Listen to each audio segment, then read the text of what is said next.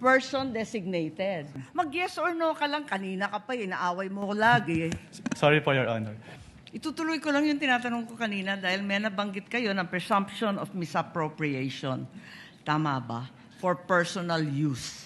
Tinitingnan ko yung joint circular at maliwanag that the presumption for misappropriation arises against the accountable officer. O kung ganon, if the presumption na personal use, ayon sa 8.3 ng Joint Circular, failure of the accountable officer to liquidate any public funds is tantamount na nga to that presumption. Hindi Yes, po ma'am. ba? Ang tanong dito, sino ang accountable officer dito sa sitwasyon na to? Kasi ang liwaliwanag na hindi naman si Vice President ang payee. The Special Disbursing Officer is the one who was designated by the head of agency to have custody, di ba?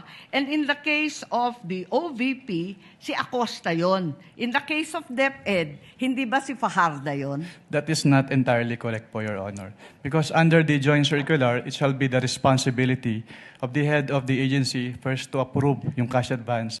Pangalawa, to Oo oversee yung agency-wide utilization. Pangatlo, to ensure compliance with the joint Unresponsive circular. po. And also po, inattest din po ni OBP yung...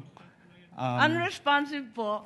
Ang tinatanong ko lang, hindi ba yung designated, yung SDO, si Fajarda lang at si Acosta, hindi si VP, hindi siya yung payee eh.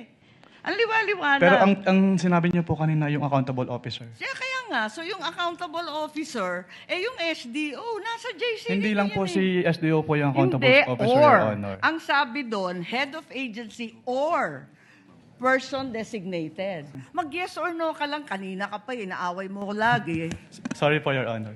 But hindi po ako pwedeng mag-answer categorically since yun nga po yung provision But it's categorical. na yes or Why don't either you go yes back or to your either joint no circular? Po. Yo po. Kapag sinabi po kasing Doon categorical, sa it's either yes definition, po. ang or- liwaliwanag, SDO kapag na-designate ng head of office, di ba? But hindi po kasi doon na nalilimit lang yung term na accountable officer kasi may other provisions na applicable pa din po with respect to the term accountable officer. Po kanina, Interpretation na ninyo yun, hindi pinapalawak po. ninyo, andun eh. Head of office, Hindi head po of agency, or designated. hindi po, Your Honor. Kasi yun nga po, nakalagay po doon sa... Sabi mo kanina yes, ngayon no naman. Wala po akong sinabing yes po, O Your sinabi Honor. mo kanina, oo, SDO nga in charge. Sinabi ko lang po kung ano yung...